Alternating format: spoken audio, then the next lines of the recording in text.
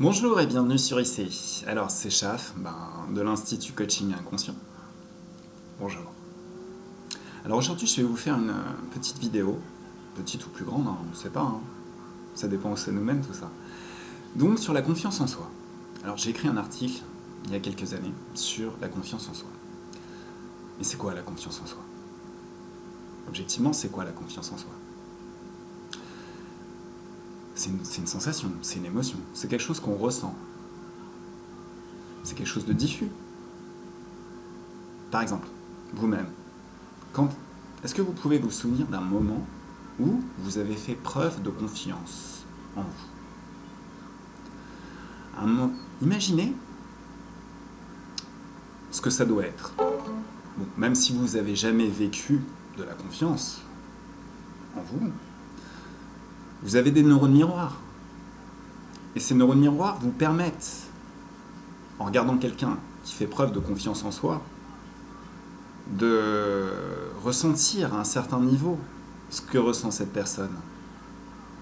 Donc il est évident dans certains films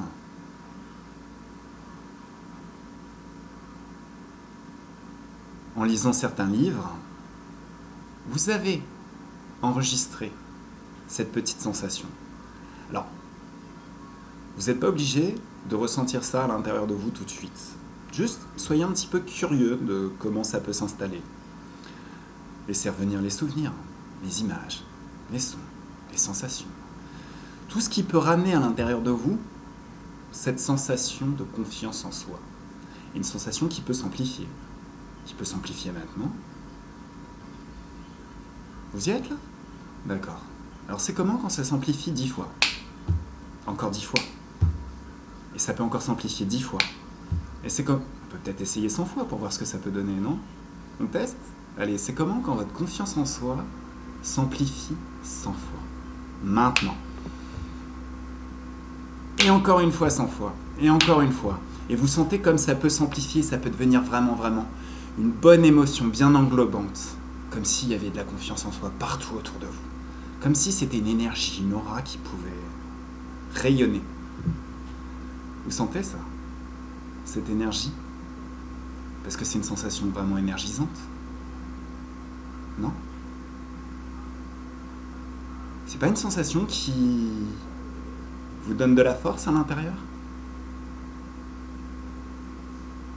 Quand même, ça change les choses, ça change la façon de voir surtout, d'entendre et de ressentir. Voilà. Alors, Anthony Robbins a tendance à dire que les gens, en règle générale, attendent d'avoir une expérience étendue sur un domaine avant de ressentir ce que vous ressentez maintenant. Cette confiance en soi, cette assurance.